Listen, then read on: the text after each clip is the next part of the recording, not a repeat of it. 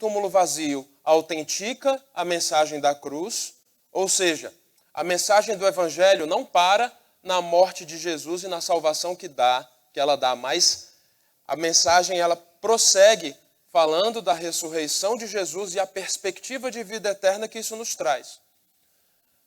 Segundo objetivo, ter a expectativa de que um dia todos nós ressuscitaremos diante de Deus e receberemos um corpo glorificado, tal como o corpo de Jesus. E o terceiro objetivo, renovar a mente, renovar nossas mentes para experimentarmos os benefícios da mensagem da cruz. Tá?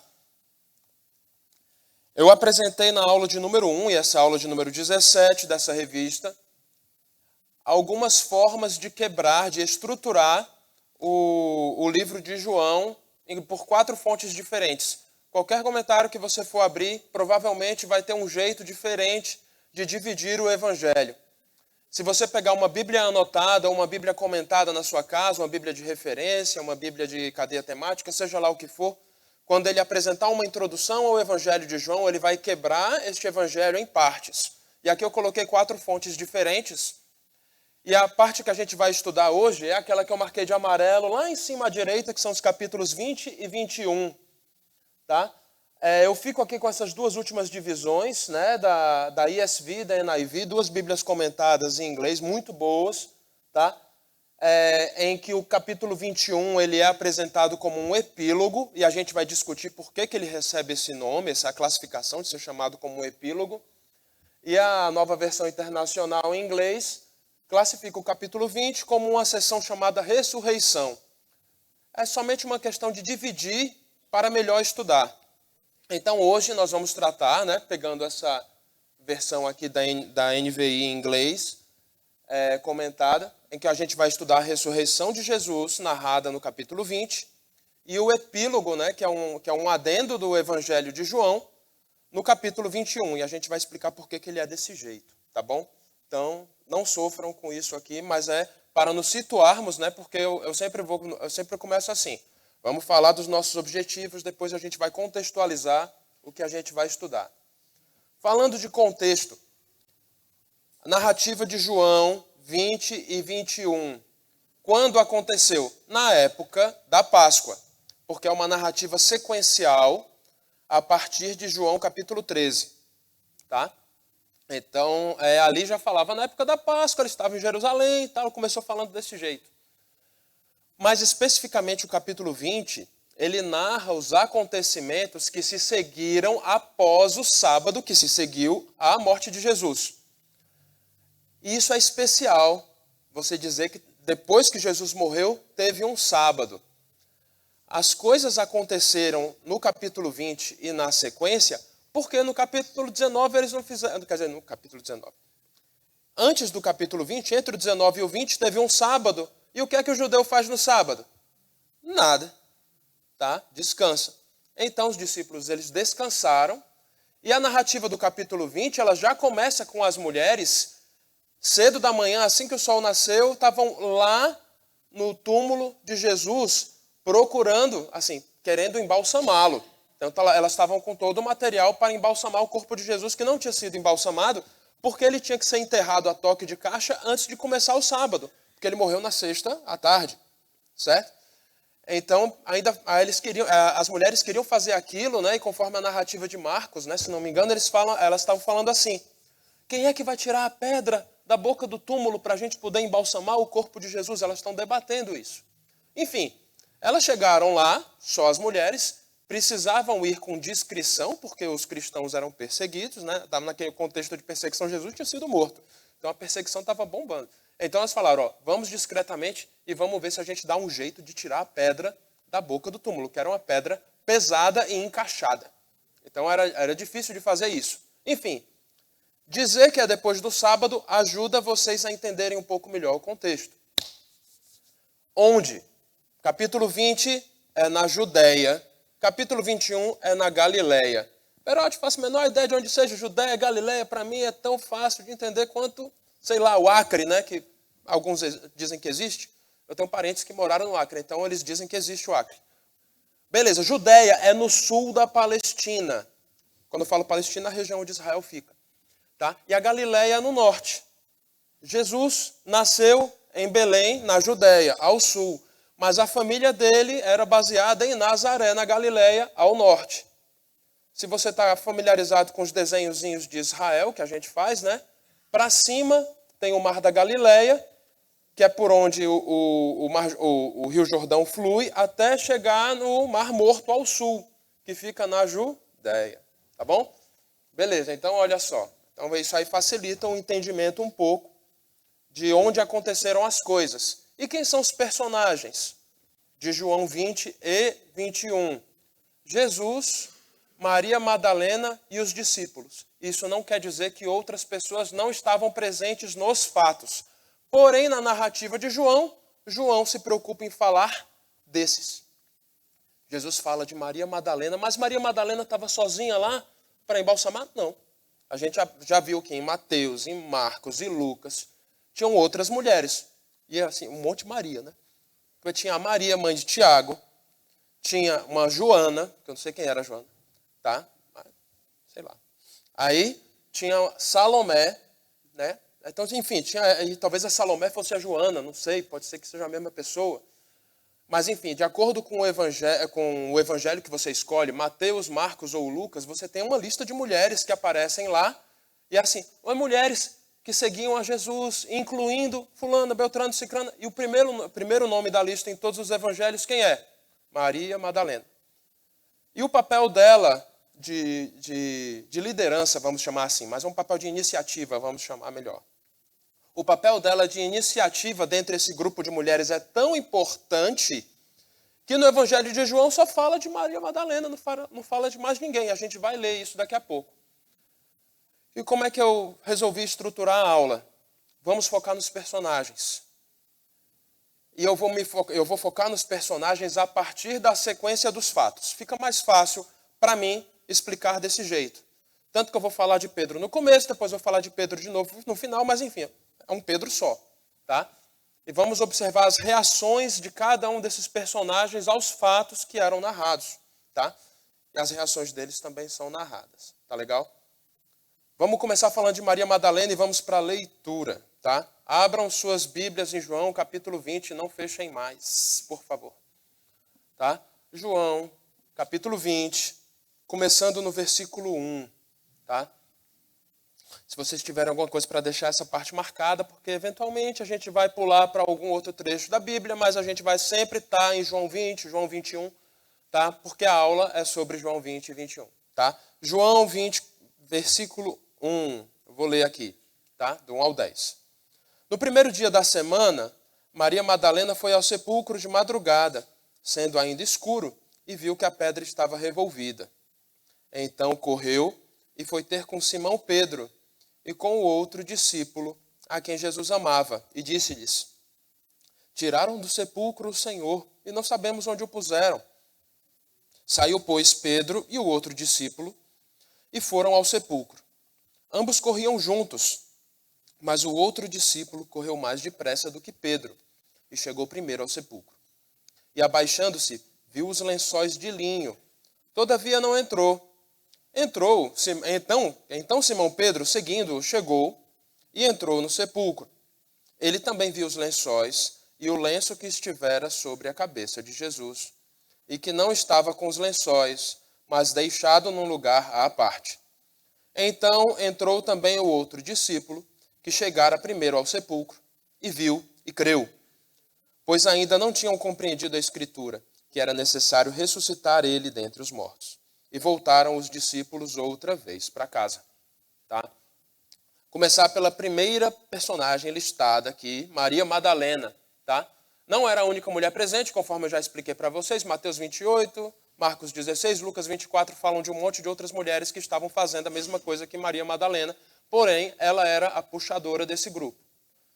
Provavelmente ela foi a primeira a chegar e parece que ela foi a última a sair da cena da ressurreição, na frente do túmulo de Jesus, né? Ela era, conforme Marcos 15, 41, da Galileia. E ela, conforme Marcos 15, 41 fala, que já é uma passagem falando da ressurreição, fala que era um grupo de mulheres galileias que apoiavam o ministério de Jesus com seus bens. Ou seja, Jesus ele tinha pessoas que patrocinavam o seu ministério, afinal, ele tinha que comer, ele tinha que se hospedar às vezes, né? Mas geralmente eles encontravam alguém que os hospedasse. Mas, enfim, todo mundo precisa de dinheiro para viver.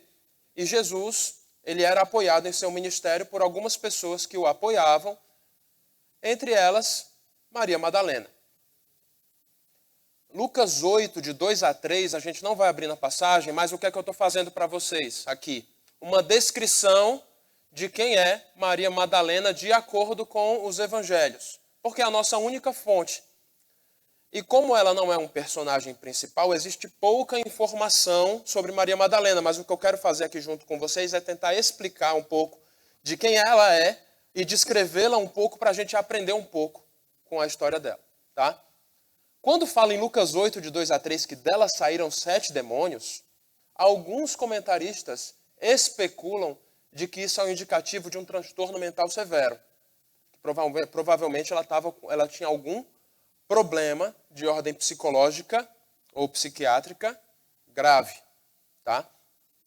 O que muitas pessoas na tradição falam? Porque como ela tem uma participação importante nessa história da ressurreição, o pessoal cria um monte de lenda em torno da personagem, em torno de Maria Madalena, né? Quando eu falo personagem, não é uma história fictícia, tudo isso aqui é história real, tá, pessoal?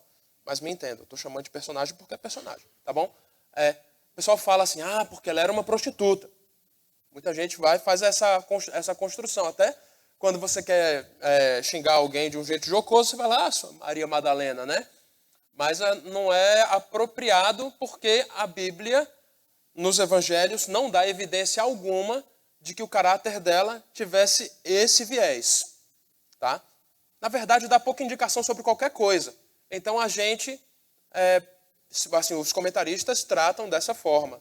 E ela é, como a gente vê, Mateus, Marcos, Lucas, João, não sei se entra nesse detalhe, eu não lembro o que o Samuel falou no domingo passado, mas ela é testemunha da crucificação. Não somente esteve presente no túmulo após a ressurreição, mas ela antes viu Jesus ser crucificado, tá? Então tem muita lenda em torno da história de Maria Madalena. Vamos aos fatos, tá bom? Tá bom? Olha só. Ela tomou a frente do grupo de mulheres. Ela é sempre citada em primeiro lugar nesse grupo que foi procurar embalsamar Jesus após a ressurreição. E quando ela chegou ao túmulo e viu, ela estava preocupada, né? Conforme Mateus 15, 41, e passagem ali no entorno fala, a gente vai precisar remover a pedra. Quem é que vai remover para a gente? Quando chegaram lá, a pedra já estava removida. Qual foi a reação dela, conforme a gente leu aqui? Tiraram do sepulcro o Senhor, estou lendo o versículo 2 aqui, do João 20.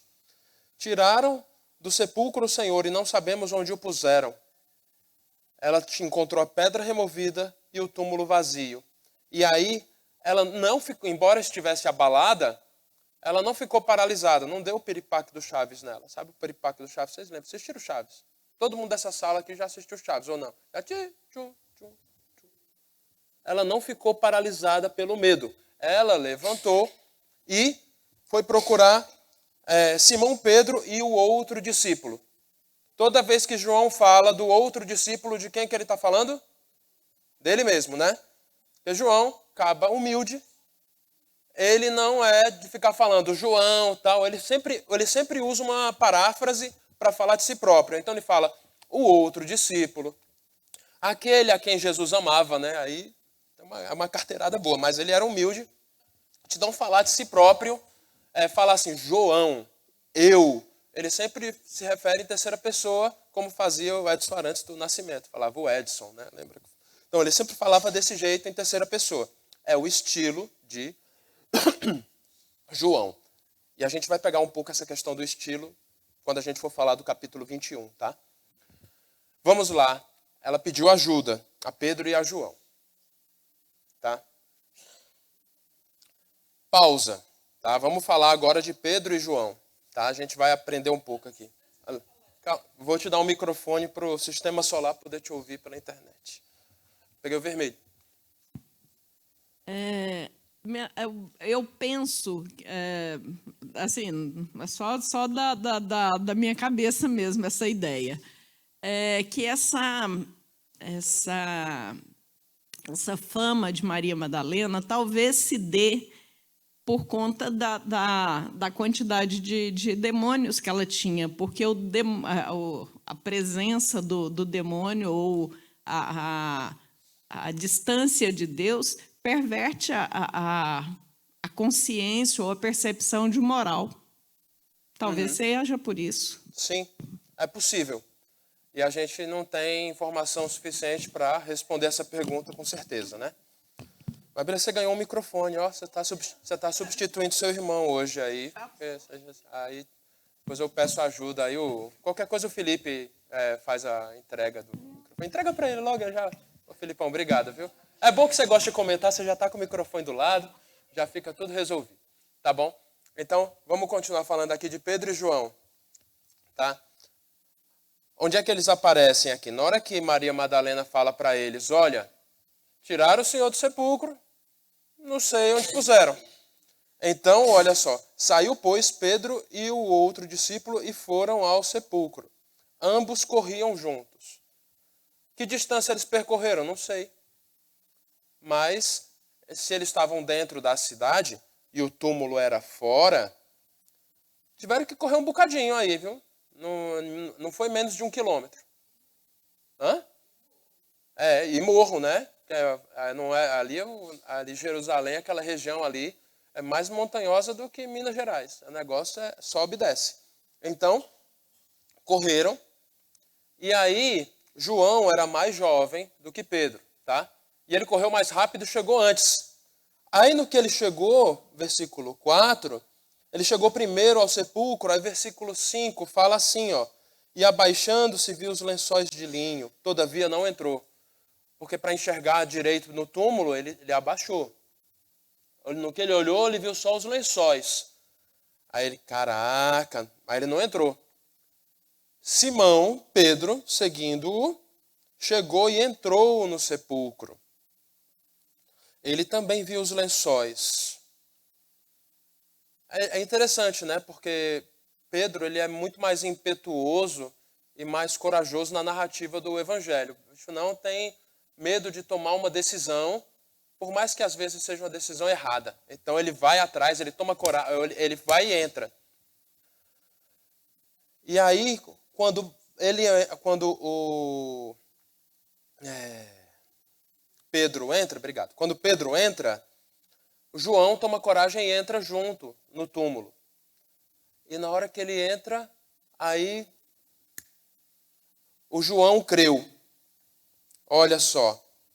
Porque no 7, olha só, e o lenço que estivera sobre a cabeça de Jesus, que não estava com os lençóis, mas deixado num lugar à parte. Aí o 8, o discípulo, né, o João. Entrou também o outro discípulo que chegara primeiro ao sepulcro e viu e creu. Foi o primeiro que entendeu a ressurreição. Tá? Toda vez que o título do slide agora aparecer entre parênteses, é porque eu estou fazendo um parêntese na minha contação de história aqui para vocês, para falar de algum detalhe. Porque tem muito detalhe interessante aqui. Eu escolhi alguns detalhes para explorar aqui e compartilhar com vocês. Primeiro, o lenço, né? No versículo 7 fala, e o lenço que estivera sobre a cabeça de Jesus. Opa! O microfone lá. Eita, Felipe, vai começar aí. Já fez exercício essa semana? Agora vai fazer. Aí sobe e desce aí. Senta, levanta. Ô, Perati, se Jesus tivesse sido roubado, qualquer coisa, teriam levado os lençóis e os soldados junto, não teriam? Não sei. Será que estava limpo? Mas eles iam pegar e levar do jeito que estava, né? O fato de o deixar ali... o advogado do capeta. O fato de estar ali, do lado, é que o próprio Jesus deve ter deixado, né? Esse tipo... Foi legal que eu tentei rebater e não se rebate, não adianta, né? Porque esse tipo de ponderação que você fez e o fato de João acrescentar vários detalhes de que o lenço e os lençóis estavam dobrados, estavam no canto. Ele acrescenta vários detalhes interessantes. Então, isso é um argumento que a crítica textual usa para defender a veracidade do relato de João. Porque não seria possível, né, na argumentação dos críticos, inventar uma história com esse tipo de detalhe. E está aqui. E esse tipo de ponderação sua é muito correta. Tá? E agora eu vou fazer um parêntese sobre o lenço. Tá? Como é que é o lenço em grego que aparece a palavra aqui?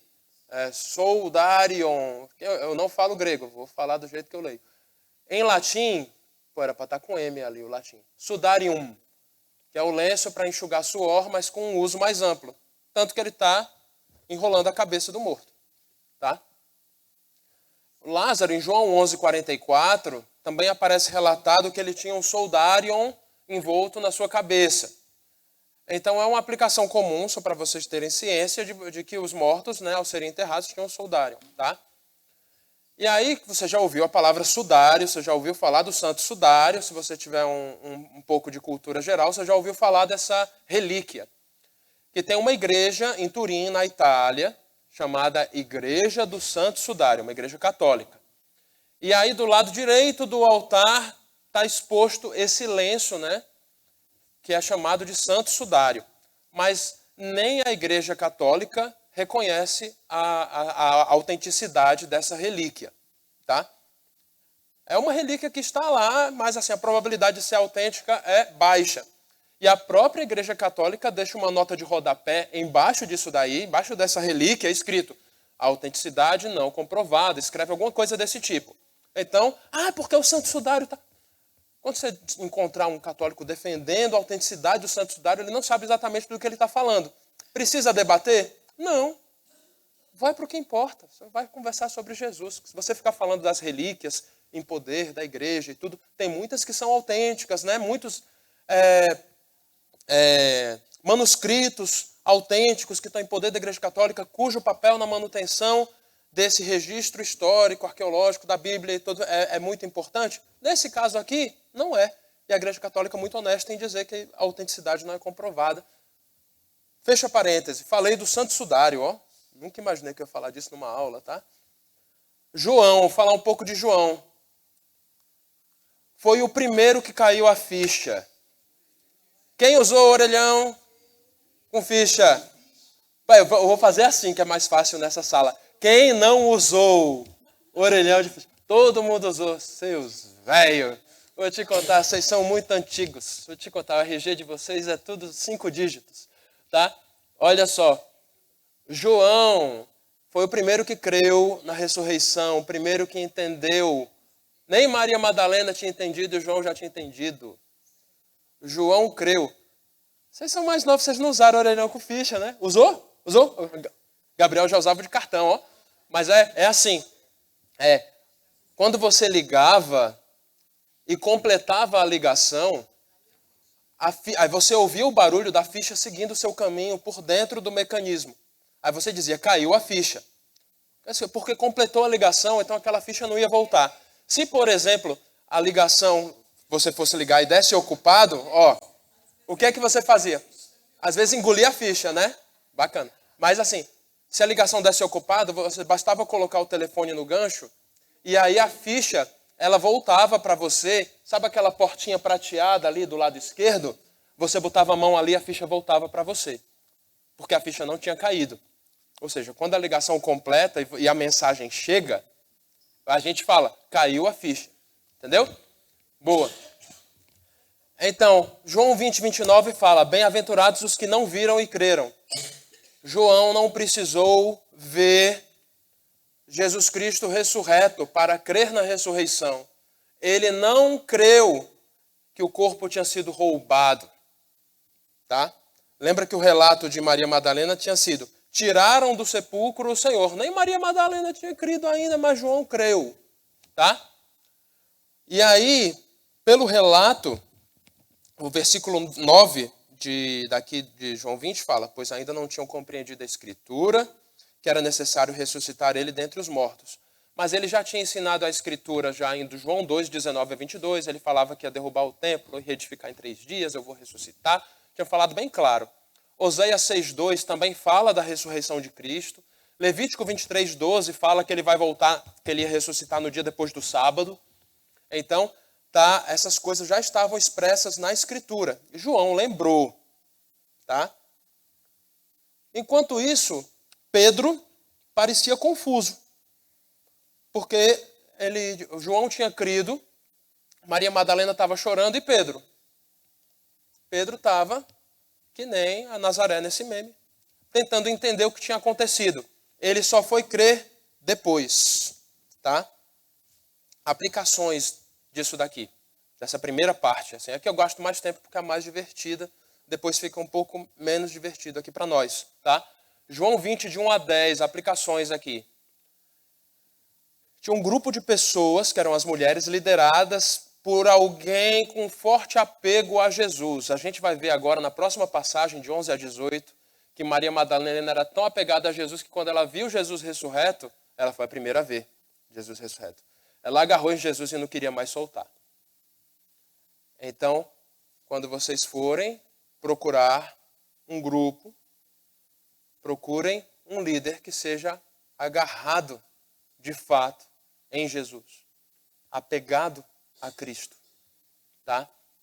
Olha só, Pedro e João eram muito diferentes. Apesar de eles serem sócios na pesca, né, antes de Jesus chamá-los, João era mais observador e mais gentil. Você vê pelas reações dele narradas no Evangelho, que era um cara mais amoroso, né, um cara mais carinhoso. E ele era mais novo. Pedro era mais velho, mais impulsivo, mais brutão. Mas os dois trabalhavam juntos. Era bonito de ver. Então, pessoas diferentes que trabalharam juntas com resultados melhores. Quem correu e chegou primeiro? João. Quem teve coragem de entrar? Pedro. Quem creu primeiro? João. E depois eles trabalharam... Você vai esperar o microfone chegar aí, que o Felipe está com o microfone para você. Mas o que é legal é porque eles continuam trabalhando juntos depois que Jesus Cristo é assunto aos céus. Vai ler Atos 3, Atos 4. Eles estão trabalhando juntos, sendo presos juntos e tal. Então as coisas permaneceram. A diferença que eu vejo entre João e Pedro é que um era muito emocional e o outro era mais razão. O João ele chegou correndo, vamos analisar primeiro o ambiente. Pedro não, do jeito que ele arrancou a orelha do soldado, ele entrou no túmulo. Exatamente. Então, indo bem nessa linha do que você falou de João ser uma pessoa mais ponderada, vejam como é importante ter a Bíblia na mente e no coração para entender o que está acontecendo. Porque no versículo 9, quando João creu, ele creu não é porque ele era muito inteligente, ou porque ele era muito sagaz, ou era mais bonito. Ele creu porque ele lembrou da Bíblia. Ele não tinha ainda compreendido a Escritura. Embora ele soubesse a Escritura, embora ele soubesse Levítico, soubesse Oséias, e lembrasse do que Jesus tinha dito lá em João 2, que ele não tinha escrito ainda, é lógico. Ele lembrava de tudo isso, mas não tinha compreendido. Da mesma forma, tem alguns versículos na sua vida nos quais você vai meditar, nos quais você vai refletir, e você vai inclusive decorá-los, sem saber o que eles querem dizer. E você vai entender depois. Você vai entender depois, quando você for mais velho, quando você tiver uma experiência de vida diferente. É assim até com as músicas que a gente ouve, né? Quem é da minha geração aqui, né? Pegar, por exemplo, a Ligeta, a Jaqueline, que a gente tem idade parecida, o Wagner, que fez aniversário ontem, parabéns de novo, tá? Né? O Júnior e tal. Vocês lembram daquela música do Handsome, que é né? Vocês lembram dessa música? A letra da música fala sobre os muitos amigos que você tem, mas que vão sobrar um pouquinho só. Quando é que eu fui entender essa música, a letra de verdade, embora eu soubesse a letra? Quando eu tinha 20 anos, quando a música foi lançada. A gente entende a música depois, quando você chega mais velho, quantos amigos que você tem? É pouca gente. É pouca gente que sobra. Eu olho para minha esposa, a gente fica olhando, né? Pois é, né? Estamos aqui, né? Sábado à noite, antigamente, né, a gente ia, uma galera toda, a gente juntava todo mundo, né, ia pro France Café, quando tinha o France Café, né, e tudo, né. Hoje em dia a gente está dando arroz com frango para as crianças no sábado à noite em casa, e o que é que te sobrou? Sobrou ali um núcleo básico que mais importa, né. Então, a vida vai evoluindo, você vai entendendo as coisas da mesma forma. João tinha a Bíblia na mente e no coração e levou um tempo para ele entender, tá? Vamos falar um pouco mais de Maria Madalena, porque se ficar, dá para dar 2 aulas sobre isso, né? Mas vamos para o 11 a 18. Embora Maria Madalena tivesse a gente tem que ler essa passagem, a gente não leu ainda. Vamos lá, 11 a 18. Maria, entretanto, estou no 11, permanecia junto à entrada do túmulo chorando. Enquanto chorava, abaixou-se e olhou para dentro do túmulo e viu 2 anjos vestidos de branco, sentados onde o corpo de Jesus fora posto, um à cabeceira e outro aos pés. Então eles lhe perguntaram: mulher, por que choras? Ela lhes respondeu: porque levaram meu Senhor e não sei onde o puseram.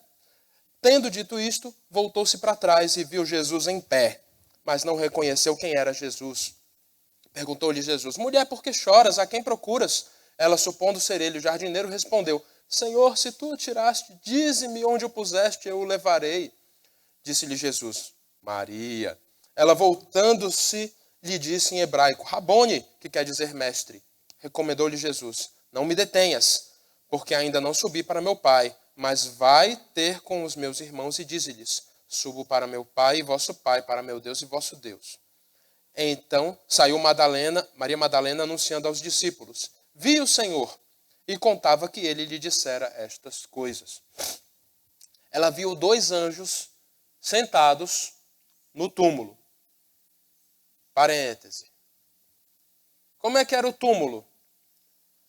Tem um debate sobre como era o túmulo de Jesus, porque o túmulo que era de Jesus ali, ele foi destruído provavelmente ali em torno do ano 1100, né, por conta dessas guerras, cruzadas, etc. e tal. Aí tem invasão da Palestina, tomada.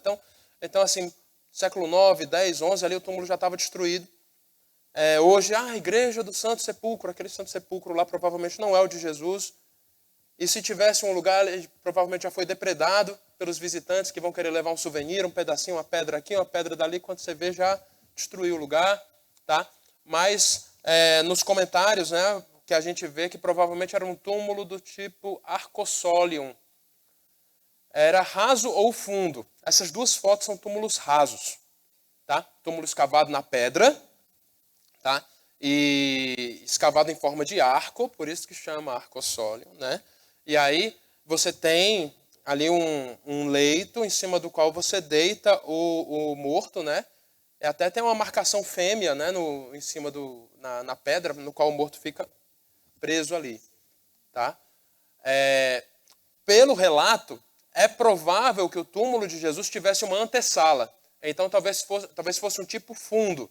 Então tu cava antes um buraco maior na pedra, aí tu tem uma entrada, tipo uma antessala, e depois tem esse arco cavado de novo na pedra, lá mais para frente, onde você tem um leito no qual você coloca o corpo daquele que morreu. Então, provavelmente o túmulo era desse jeito, porque eles dava para entrar, dava para sair, né? E o cara que construiu o túmulo e deu o túmulo era José de Arimateia, que era um cara rico, tinha dinheiro. Então ele tinha dinheiro para construir um arcossolium fundo, que gastava mais grana, devia custar muito mais caro de construir do que um arcossolium raso, que você tem que escavar menos pedra, tá bom? Pronto. Voltando, né? A Maria Madalena no 14 e no 15, ela não reconheceu Jesus provavelmente porque a última pessoa que ela esperava ver era Jesus. Ela achava que tinham tirado o corpo de Jesus. E também devia estar com a vista meio embaçada de tanto chorar. Versículo 15, outra característica da Maria Madalena que dá para a gente depreender aqui desse relato.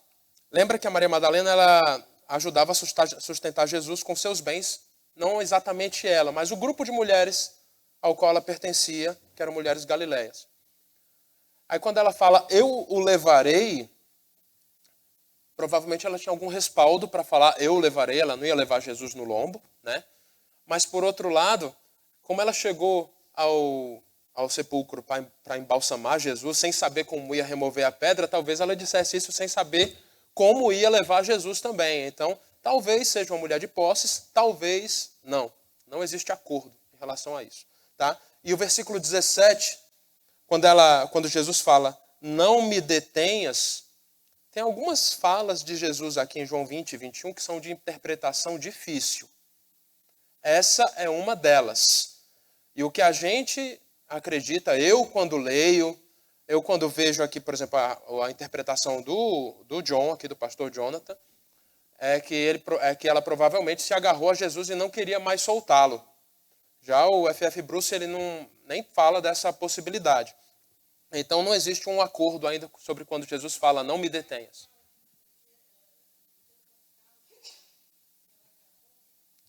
Então, é uma possibilidade. Mas por que não podia tocá-lo? Não, ele fala, porque ainda não subi para meu pai. É porque é o seguinte, é como se ele dissesse assim, então uma interpretação possível, né, para ajudar a esclarecer, é que é o seguinte, olha, calma, não me segura, não precisa me segurar desse jeito tão forte. Porque é o seguinte, eu vou subir, mas ainda não é agora. Entendeu? Eu vou subir, mas não é agora. Então, aí relendo aqui o versículo 17, parafraseando, tá? Eu vou subir, mas não é agora. Mas, por favor, avisa os meus irmãos, o Bruno quer falar lá no fundo, tá? Mas avisa os meus irmãos que eu vou subir, então, agiliza, galera, vamos nos encontrar. Eu acho que o mais provável da questão de encostar nele é mais esse fator de não impedir mesmo, no sentido de estar abraçando e não querer soltar. Uhum. E não o impedimento de não poder tocar.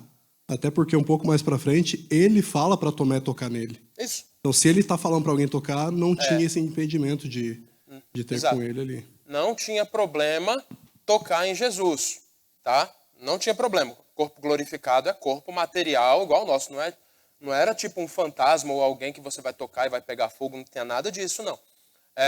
Você poderia tocá-lo. O que era necessário? Respeito. A gente vai ver essa questão do respeito depois, e é o respeito que Jesus merecia tanto antes de morrer quanto depois de ser ressuscitado, tá? Vamos caminhar aqui. E aí no versículo 18 fica uma mensagem para nós. Maria Madalena recebeu a ordem de Jesus de anunciar a sua ressurreição. Vocês e eu também. Preciso falar mais muita coisa ou não? Beleza, vamos em frente. Tá?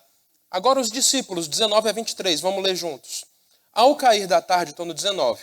Ao cair da tarde daquele dia, o primeiro da semana, trancadas as portas da casa onde estavam os discípulos com medo de Jesus, quer dizer, com medo dos judeus, foi mal. Veio Jesus, agora sim, pôs-se no meio deles e disse-lhes, paz seja convosco. E dizendo isto, lhes mostrou as mãos e o lado. Alegraram-se, portanto, os discípulos ao verem o Senhor. Disse-lhes, pois, Jesus outra vez, paz seja convosco. Assim como o Pai me enviou, eu também vos envio. E havendo dito isto, soprou sobre eles e disse-lhes, recebei o Espírito Santo. Se de alguns perdoardes os pecados, são-lhes perdoados. Se lhes retiverdes, são retidos. Tá? Eles estavam com as janelas trancadas, as portas trancadas, com medo das autoridades judaicas, e Jesus apareceu no meio deles. Caraca, que milagre muito louco. Peraí, será que era milagre mesmo ou é algo perfeitamente factível com o corpo novo de Jesus? Eu acho que era letra B. Algo que era perfeitamente factível com o corpo novo de Jesus. Baseado na minha interpretação escatológica, tá? Então, tenham paciência com isso, tá? Parênteses sobre o corpo glorificado, tá bom? Aí eu vou falar um pouco aqui. 1 Coríntios 15, de 35 a 38, explica que nós vamos ser ressuscitados ou transformados. Quer dizer, é transformado se você testemunhar a volta de Jesus pessoalmente. Se você já tiver morrido, você vai ser ressuscitado. Beleza? Nós seremos ressuscitados ou transformados quando Jesus voltar e receberemos um corpo incorruptível. Incorruptível quer dizer que não estraga, tá? Incorruptível após a nossa ressurreição. Em teologuês, o nome desse corpo é corpo glorificado. Tá? Então, toda vez que a gente falar de corpo glorificado, é o seu corpo novo após você ser ressurreto. Tá bom? Você recebe esse corpo novo depois que Jesus volta. Tá bom? Filipenses 3, de 20 a 21, eu ia escrever sobre Filipenses 3, 20 a 21, mas eu achei mais fácil escrever ipsis literis, para vocês entenderem. Tá? Está escrito aqui. Pois a nossa pátria está nos céus, de onde também aguardamos o Salvador, o Senhor Jesus Cristo, o qual transformará o nosso corpo de humilhação para ser igual ao corpo da sua glória, segundo a eficácia do poder que ele tem de até subordinar a si todas as coisas. Aí é aquele negócio, né? Você fala um zilhão de coisas, aí você presta atenção só naquele pedacinho. Eu quero olhar só para o pedacinho amarelo. O nosso corpo vai ser igual ao corpo de Jesus. Aí é bacana, hein? Então, quando eu falo que é com base na minha compreensão escatológica, que eu faço uma série de afirmações aqui para vocês e que eu acho que isso daí é algo natural para o corpo de Jesus, embora ele seja um corpo material, é um corpo novo, diferente, com algumas capacidades. Tá? Eu entendo que após Jesus voltar, né, nós vamos ter um período de 1000 anos com o Senhor Jesus, aqui nessa terra, ele governando. Tá? Minha compreensão, baseado no pouco que eu sei, tá? Pode ser que eu mude de ideia. Mas, quando eu penso nisso, eu falo, poxa, se eu vou ter um corpo glorificado, que nem o de Jesus, e aí a gente começa, né? Hoje, eu queria dar uma olhada na França. Bora. 3, 2, 1, já. Ó, que legal. Vou viajar. Então isso tira de mim a ansiedade de desfrutar de certas coisas materiais. Porque eu sei que terei coisa muito melhor na eternidade futura. Só uma breve reflexão aqui junto com vocês, para tirar de vocês a tristeza ou a ansiedade de que eventualmente vocês sejam um pouco menos aventurados financeiramente, materialmente, porque em Jesus Cristo nós temos tudo e muito mais. Inclusive viagens. Tá? Ou seja, nós podemos nos transladar nesse novo corpo. Tá? Parêntese muito louco aqui que eu achei bom falar. A Leila quer falar. O corpo glorificado, na minha ideia, seria o retorno ao corpo antes do pecado? Caraca, não sei. Não sei. Não tenho condição de responder isso nesta aula, porque eu não me preparei para isso. Tá? Vamos continuar.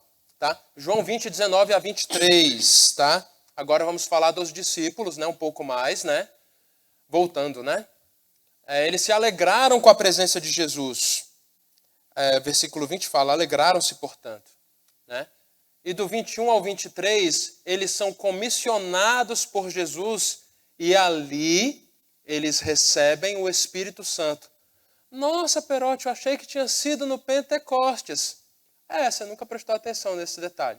Que ali no Pentecostes, assim, você tem uma manifestação progressiva do Espírito Santo. Você tem, após a morte e a ressurreição de Jesus, a partir dali, você começa um novo período, né? Dependendo do que você quiser chamar, você poderia dizer uma nova dispensação, né? Mas eu não vou entrar nesse debate também, porque senão a aula demora muito. Tá? Começa ali um novo período. E os discípulos eles são comissionados e batizados no Espírito Santo ali. E a igreja ela é batizada, comissionada no Espírito Santo ali a partir do Pentecostes. Tá? E essa parte é tão complicada que eu vou pular. Vamos em frente. Tá?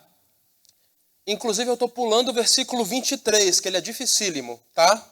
Pulei de propósito. 24 a 29, vamos falar de Tomé, tá? 24. Ora, Tomé, um dos 12, estou lendo a Bíblia de novo, tá? Olha a Bíblia aí. Um dos 12, chamado Dídimo, não estava com eles quando veio Jesus. Disseram-lhe então os outros discípulos, vimos o Senhor. Mas ele respondeu, se eu não vir nas suas mãos o sinal dos cravos, e ali não puser o dedo, e não puser a mão no seu lado, de modo algum acreditarei. Passados 8 dias, estavam outra vez ali reunidos os seus discípulos e Tomé com eles. Estando as portas trancadas, veio Jesus, pôs-se no meio e disse-lhes: Paz seja convosco. E logo disse a Tomé: Põe aqui o dedo e vê as minhas mãos. Chega também a mão e põe-na no meu lado. Não sejas incrédulo, mas crente. Respondeu-lhe Tomé: Senhor meu e Deus meu. Disse-lhe Jesus: Por que me viste e creste? Bem-aventurados os que não viram e creram. Olha só.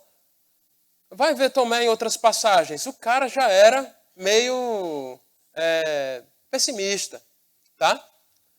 Quando foi para ressuscitar Lázaro, lembra que eles estavam indo para Galileia e voltaram para a Judéia, porque primeiro estava um clima de perseguição e Lázaro tinha morrido, e Lázaro, um amigão de Jesus, amigão da família, falou: vamos voltar para Betânia. E Betânia colado em Jerusalém.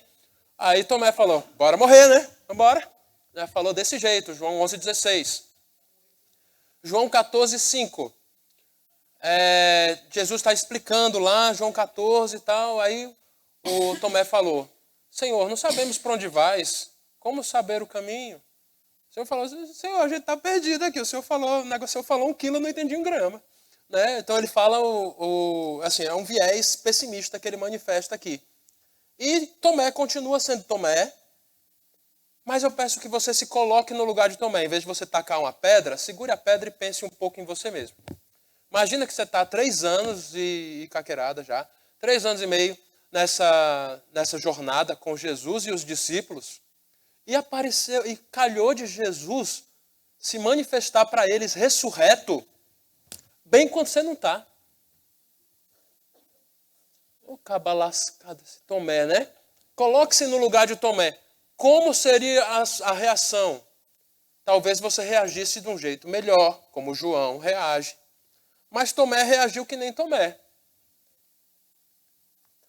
Tá? Algumas coisas sobre Tomé. No versículo 24, olha só como João é carinhoso com Tomé. Fala: olha, Tomé, um dos 12, ou seja, ele era da turma, chamado Dídimo, e não estava com eles quando Jesus veio, quando Jesus apareceu. 8 dias antes do que aparece no versículo 26. E aí no versículo 25, ele manifesta a sua dúvida. Cara, eu tenho que ver. Vocês falaram um monte, mas não me parece possível. Tá? Mas isso é muito comum. Inclusive nas nossas vidas profissionais, assim. Se você for fazer uma afirmação sem dados, sem respaldo de informação verídica, né, você vai dizer: não, eu quero as informações, eu quero os dados que justifiquem esse seu ponto de vista. Tem empresas que tem um jargão assim, né? In God we trust. All others please bring data. Né? Quer dizer assim, né? Nós confiamos em Deus. Qualquer outra pessoa, por favor, traga os dados, traga as informações. Isso é muito comum. É um jargão que se repete em várias empresas.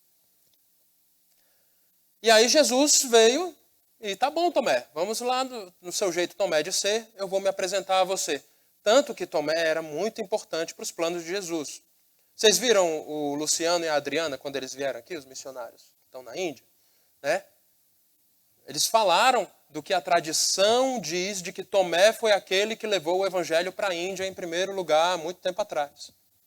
Então, Tomé era alguém muito importante para Jesus. E aí a cena repetiu igualzinho. Tá? E quando ele fala no versículo 28, Senhor meu e Deus meu, ele não está falando: valha-me Deus. Ele não está dizendo, isso seria um vocativo de você chamar a Deus. Mas aquilo ali é um nominativo. Ele está dizendo que Jesus é Senhor e Deus. Jesus é Senhor meu e Deus meu. Ele não está fazendo a referência a uma terceira pessoa, mas ele está fazendo referência à segunda pessoa, a pessoa com quem ele está falando diretamente.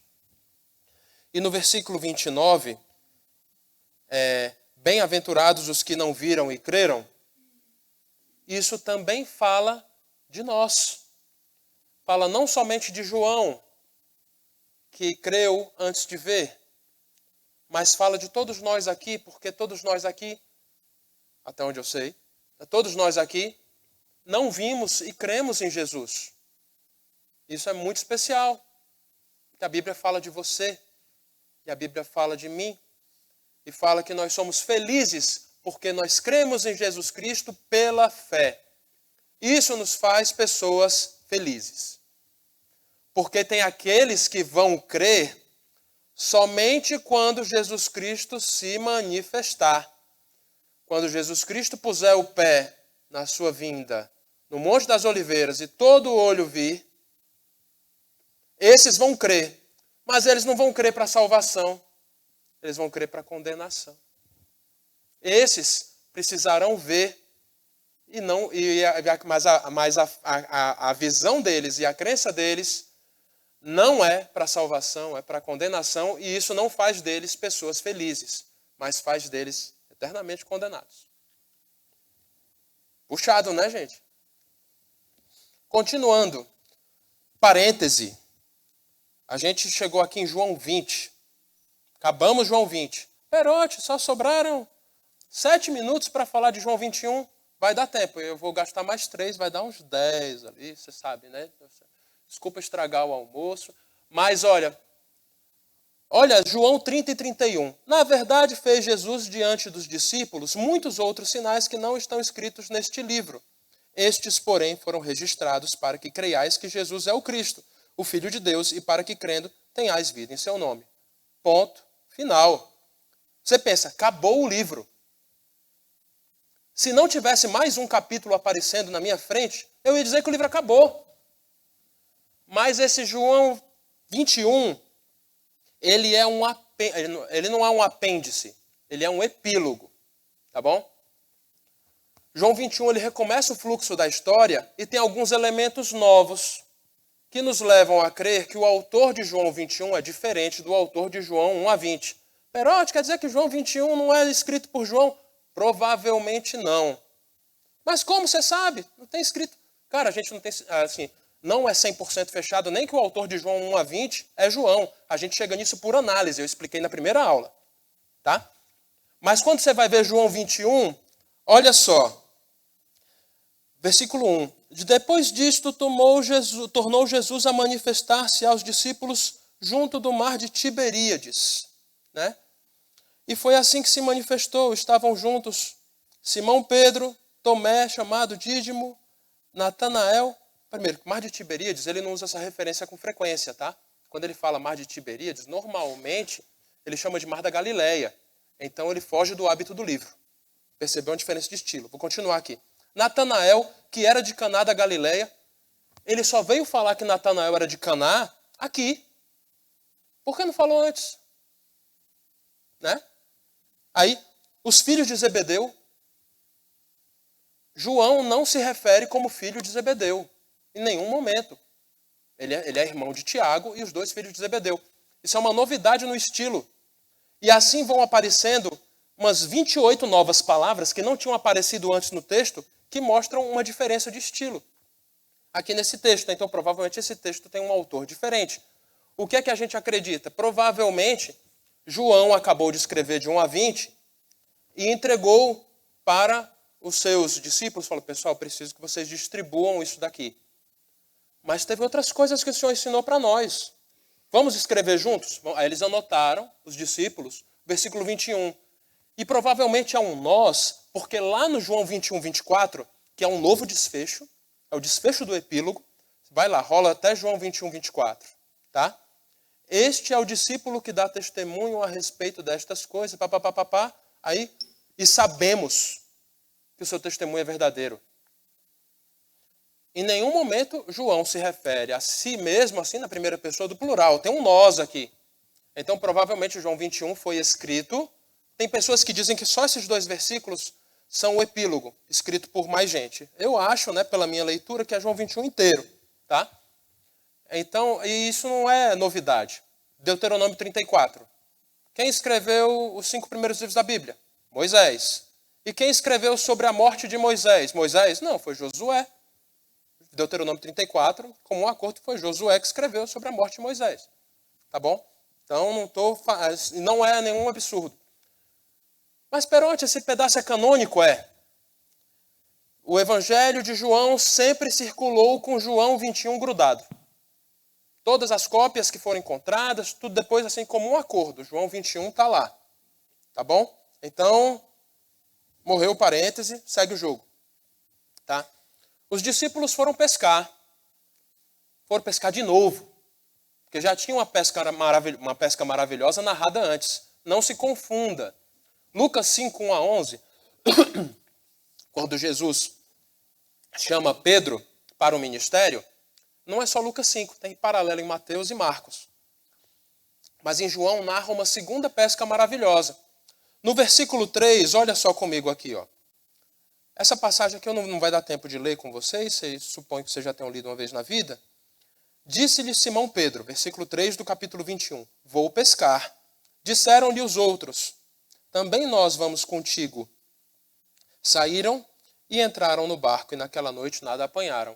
Cara, isso tinha acontecido igual lá em Lucas 5. Mesma coisa. Mas acontece que quando o Pedro falou, vou pescar, não era uma afirmativa que estava rejeitando o ministério dele. Pelo contrário, ele sabia pescar, foi fazer um trabalho que lhe desse dinheiro. Você faz bico na vida? De vez em quando? Eu faço. Eu faço. Eu tenho um emprego, CLT, tempo integral, ainda faço mais um bico. Tá? Mas assim, aí Pedro foi lá, vou pescar. Aí eu, vamos pescar junto com você. Não era uma rejeição ao ministério. E aí no versículo 4, mas ao clarear da madrugada, estava Jesus na praia. Todavia os discípulos não reconheceram que era ele. Pô, de novo.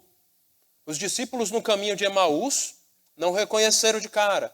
Maria Madalena não reconheceu. Aqui não reconheceu. Interessante, né? Tem um padrão aí. Pensa comigo. Jesus, ele é notado pelos seus frutos. Ainda mais nessa nova fase do povo de Deus. A partir da ressurreição de Jesus, Jesus não se apresenta necessariamente de forma visual, mas ele se apresenta pelo fruto. Seja o dele próprio, seja pelo fruto dele na minha vida e na sua vida. É um padrão. Percebam isso. Tá? Várias aplicações legais que a gente faz dessa nossa leitura hoje, né? Aí no versículo 7, antes disso, né? Jesus falou, vocês não pegaram nada, mas joga a rede para o lado direito. Cara, eles pegaram 153 peixes grandes. Lá em Lucas 5, de 1 a 11, eles estavam um pouco mais afastados da praia, eles foram colocar os peixes a bordo. Quando eles botaram os peixes a bordo, o barco quase afundou. Precisou ir um outro barco para ajudar. Aqui, como eles estavam perto da praia, tipo, eles estavam a uns 200 côvados, isso dá menos de 100 metros. É pertinho. Quer saber quanto é que é um côvado médio daqui até aqui, mais ou menos, tá? Aí, estavam perto da praia. Então, eles vieram até a praia arrastando a rede com os peixes, ou seja, vieram rebocando a rede cheia, tá? Mas aí aí Pedro, aguenta mais 3 minutinhos comigo? Quem precisar sair para buscar a criança pode sair e tal, mas vamos sofrer junto aqui. Então, ó, o seguinte. Pedro tinha tirado a roupa para pescar, para trabalhar com mais mobilidade e tal. Aí quando ele viu o Senhor, e detalhe, quem notou que era Jesus era João. De novo João. João era esperto, né? E o João avisou para quem? Pedro. De novo. Os dois iam trabalhar muito juntos ainda, né? Conforme a gente vê no livro de Atos. E aí ele falou, poxa, eu não estou com a roupa respeitosa, né? Então ele se cingiu, ele cobriu a roupa e foi nadando. Deu um tiro de 100 metros nadando até chegar em Jesus. Tá? Continuando aqui. Tá?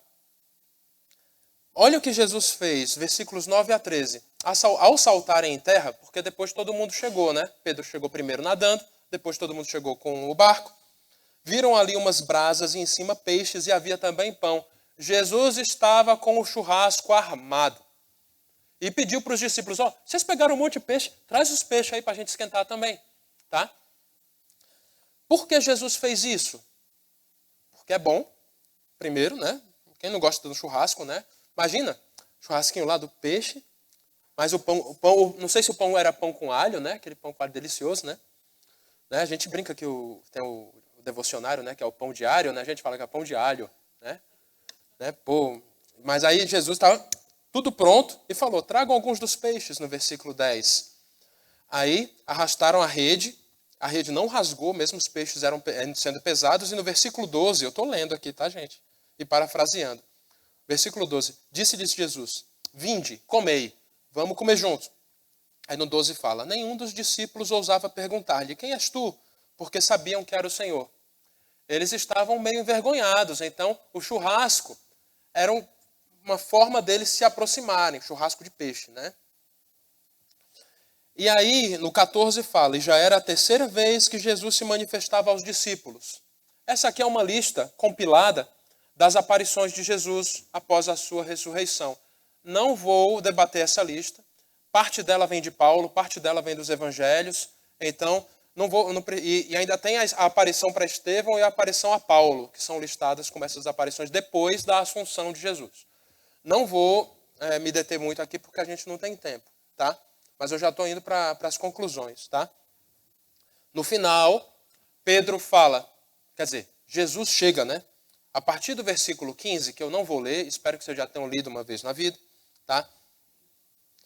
Jesus chega para Pedro e fala, Simão, filho de João, amas-me mais do que estes outros? Ele respondeu, sim, Senhor, tu sabes que te amo. Fez essa pergunta na primeira vez. No versículo 16 ele pergunta de novo. Aí no versículo 17, pela terceira vez, Jesus lhe perguntou, Simão, filho de João, tu me amas? Pedro ficou triste. Pedro entristeceu-se por ele lhe ter dito pela terceira vez, tu me amas? E respondeu-lhe, Senhor, tu sabes todas as coisas, tu sabes que eu te amo. Por que ele ficou triste? Porque ele tinha negado a Jesus 3 vezes. E aí Jesus perguntou para ele quantas vezes ele o amava? 3 vezes. Jesus pediu 3 afirmações para formalizar a compensação das 3 negações, se você quiser ver dessa forma. Não que Jesus precisasse dessa compensação, ou mesmo Pedro, mas para reafirmar na mesma medida. Para reafirmar na mesma medida. A Leila falou que eu achei muito interessante, o próprio Pedro precisava disso. Ele ficou triste pela lembrança do seu pecado, mas, por outro lado, ele, no meio dessa tristeza, ele reafirmou o amor a Cristo, em vez de se afundar numa depressão ou em alguma coisa assim. Não que a depressão em si seja um problema, que é uma condição clínica, mas Pedro encontrou forças no amor de Cristo para dar um novo rumo para a sua vida. E aí continuou, versículo 18 e 19, Jesus fala sobre como Pedro morreria. E aí no 20 ao 23, Pedro mostra que ele continua sendo Pedro.